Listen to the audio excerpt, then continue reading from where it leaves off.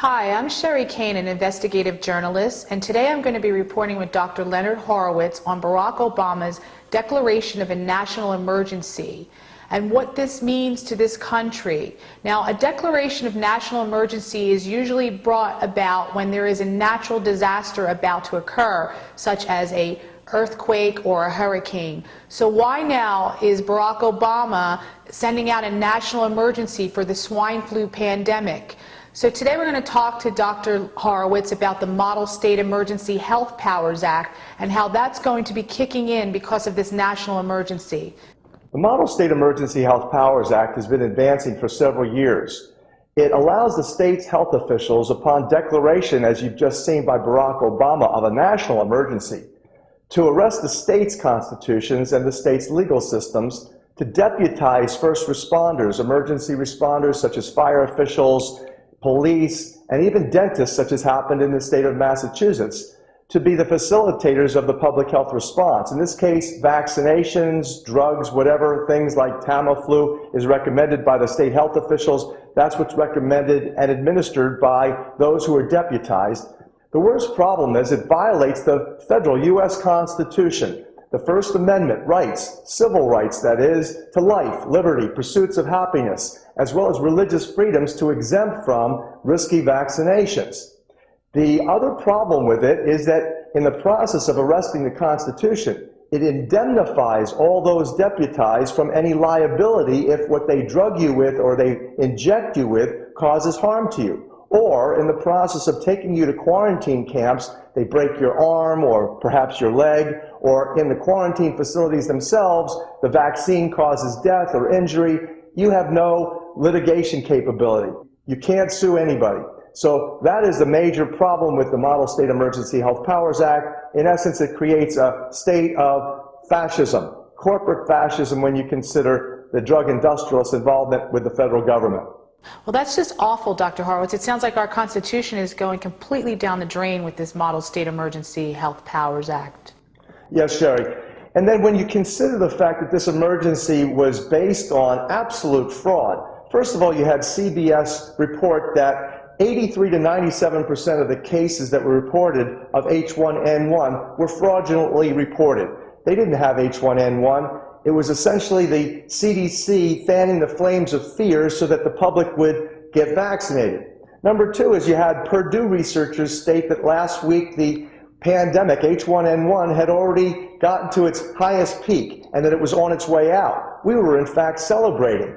And number three, the realization that these vaccinations have no benefit whatsoever when you consider the fact that only 1,000 people have died over the past 6 months from April 2009 to the present, whereby that's only 6% of those who would normally die of a seasonal flu during that same time period. That's ridiculous to then declare a state of national emergency in the wake of these kinds of statistics. The reasoning that the media is claiming that Barack Obama made the declaration of national emergency was because of a shortage of vaccinations, which really doesn't make any sense because the Health and Human Services Secretary, Catherine Sebelius, reported that there was enough vaccinations to go around and that 10% of them would be given to people overseas. And health officials throughout the United States stated likewise. Up until 2 weeks ago, there was plenty of vaccines to go around.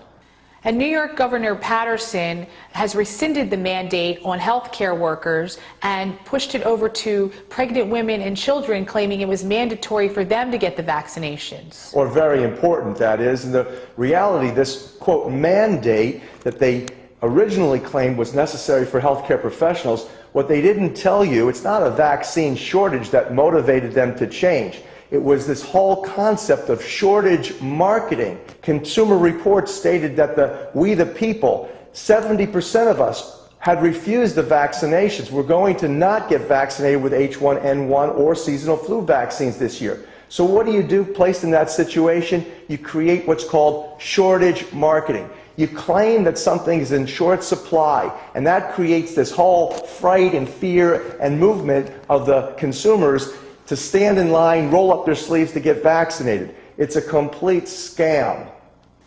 And New York Governor Patterson, along with the media, failed to mention that the reason was not because of a shortage of vaccinations, was because of the court dates that were being filed from healthcare workers and the nurses' unions. Exactly. In the state of Washington, the nurses' union there brought a successful litigation and a declaration by the court to make mandatory vaccinations illegal. That's associated with the First Amendment rights to the Constitution. Freedom of choice in healthcare is one of those choices and those requirements under civil rights.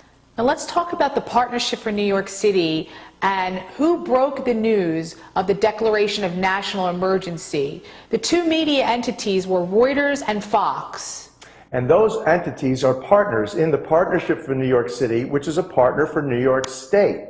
The reality is that you're dealing with the media that has its hands in the till of not only state government financing through vaccination purchases, but also the entire drug industry is intimately connected with Reuters News Service and Rupert Murdoch's Fox News, Time Warner, Turner Broadcasting, HBO. All of the major media is largely controlled by the same people that are pulling the strings on the puppet politicians that are advancing this alleged vaccine shortage to inject the people with toxic, genocidal, witches brewed vaccinations. Sitting on the board of directors for the Partnership for New York City is Thomas Gloser, who is the CEO of Reuters and also the director of Merck Pharmaceutical.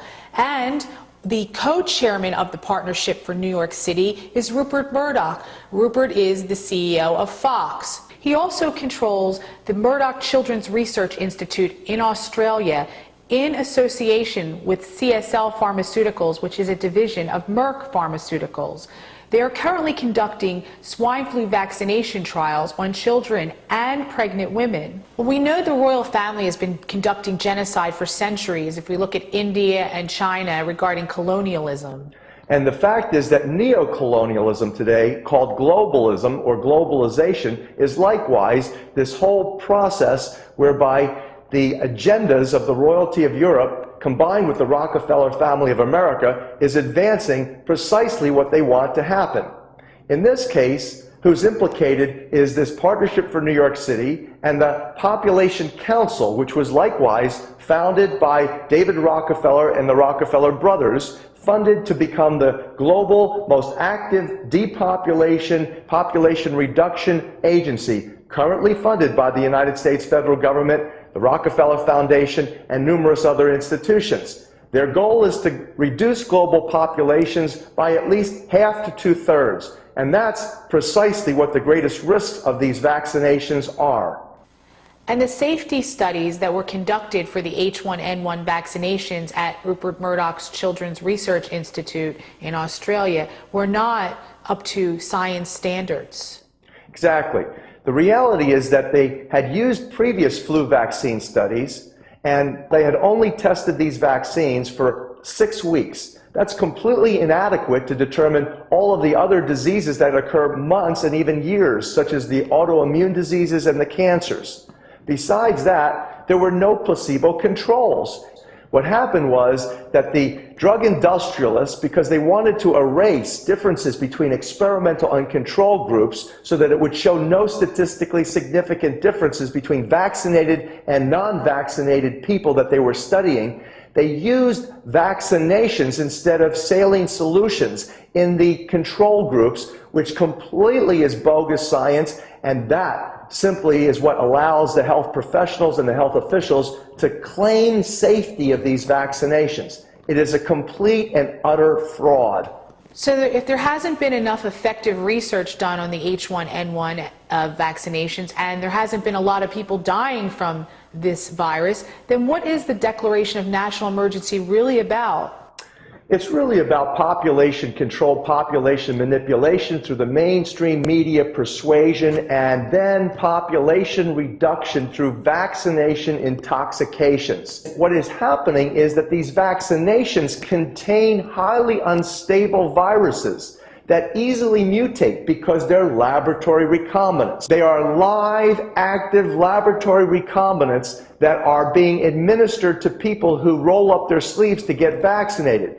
They shed that virus up to 3 weeks post-vaccination, which means that if you haven't been vaccinated and you get near somebody who sneezes who's been vaccinated, you can get their H1N1 laboratory-created virus infection. And if you get that infection now, or if you've been vaccinated, you stand the risk of recombining that virus with other circulating viruses such as H5N1, which the officials have been telling us for a couple years now is not only circulating, but kills 6 out of 10 people it infects. That, according to all the evidence, is the most real reason, fundamental underlying reason for the national emergency and the state's Model State Emergency Health Powers Act being enacted. Well, that's all for our segment now, folks. Stay tuned for our next segment to educate you all on the latest news. For more information, we urge you to visit fluscam.com. Check out the latest news release links. Also, check out the flu do's and don'ts link, which Dr. Horowitz has some amazing remedies for you to stay healthy this flu season.